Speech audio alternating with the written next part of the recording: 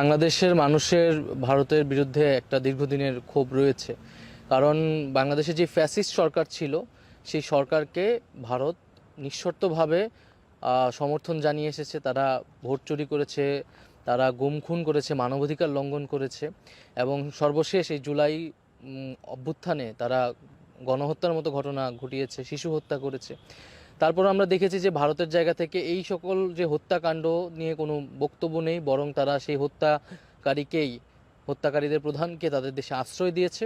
ফলে মানুষের ভিতরে সেই ক্ষোভ থাকাটা স্বাভাবিক। তারপর আমরা সবাইকে আহ্বান জানাই যে আসলে আমরা কোনো দেশ নিয়েই আমাদের জায়গা থেকে আমরা বিদ্বেষ ছড়াবো না এবং কোনো রাষ্ট্রের পতাকাকে আমরা অবমাননা করব না।